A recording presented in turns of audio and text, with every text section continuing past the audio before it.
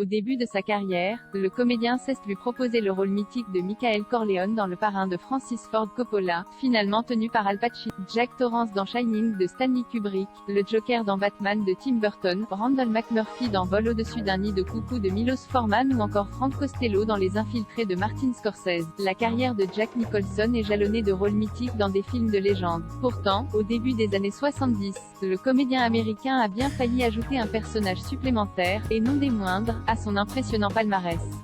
En effet, ainsi qu'il l'avait confié en interview pour le site Movie Line en 2004, Nicholson s'était vu proposer le rôle de Michael Corleone dans Le Parrain de Francis Ford Coppola, finalement tenu par Al Pacino. À l'époque, je croyais que les Indiens devaient jouer des Indiens et que les Italiens devaient jouer des Italiens, avait-il ainsi confié. Mario Puzo a écrit un livre tellement remarquable que si vous le lisez, vous y retrouverez beaucoup de ce qui rend le film si particulier.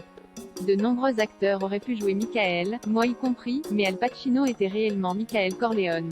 Je pense que c'est le plus beau compliment qu'on puisse lui faire.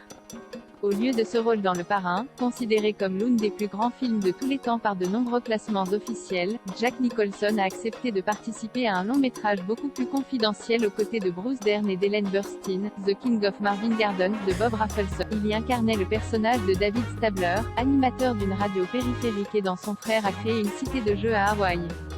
Découvrez un extrait de The King of Marvin Gardens. The King of Marvin Gardens, extrait vidéo beau.